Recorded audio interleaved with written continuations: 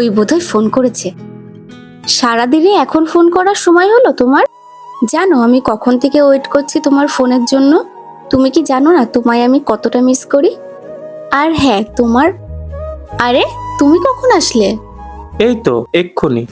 আচ্ছা হাত পা ধুয়ে নাও, আমি তোমার জন্য খাবার বাড়ছি।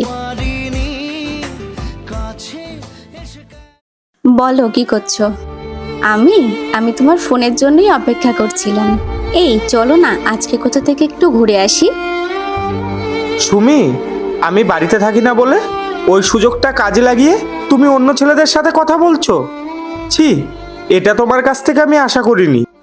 তুমি এটুকুনিতে রেগে যাচ্ছ? আর মনে আছে তুমি আমার সাথে কি করেছিলা?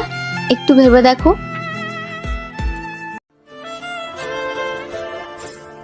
ওই শোনো না, তোমার ফোনটা না অনেকক্ষণ থেকেই বাজছে, দেখো তো কে।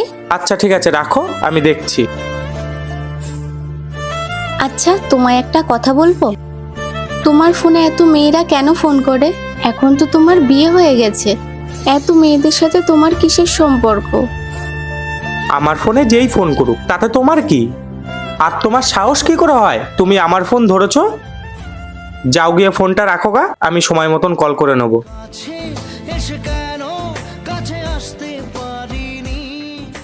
কি মনে পড়লো কিছু? আর এগুলো কিছুই ছিল না, শুধুমাত্র একটা অভিনয় ছিল তোমাকে বোঝানোর জন্য। চাইলে ফোনটা চেক করতে পারো।